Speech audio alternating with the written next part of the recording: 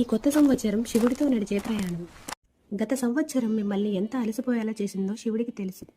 మీ బాధని లెక్క చెయ్యని వాళ్ళు మనుషులు, శివుడు కాదు. ఇది ఉపదేశం కాదు, మీ మనసుకి ఊరట కలిగించే మాట. కొత్త సంవత్సరం వచ్చిందంటే మనమంతా ఏదో ఒక నిర్ణయం తీసుకుంటాం. ఈసారి బాగుండాలి, ఈసారి ఇలా మారాలి, ఇకనైనా దేవుడు నా వైపు చూడాలి అని. ఎన్ని ప్రయత్నాలు చేసినా కొన్ని విషయాలు చేతికి రాలేదు, కొన్ని మనసుకి అర్థం కాలేదు, కొన్ని బాధలు మాటల్లో చెప్పలేకపోయాం.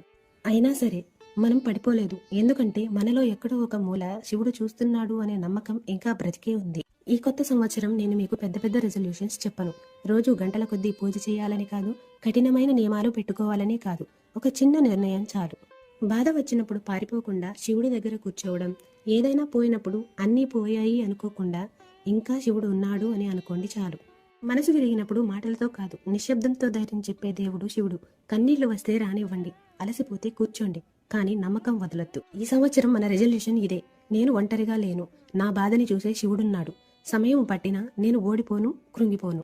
ఈ సంవత్సరం అద్భుతాలు జరగకపోయినా పర్వాలేదు, మనసు కాస్త ప్రశాంతంగా ఉంటే చాలు, భయం తగ్గితే చాలు, నమ్మకం మళ్ళీ ఊపిరి తీసుకుంటే చాలు.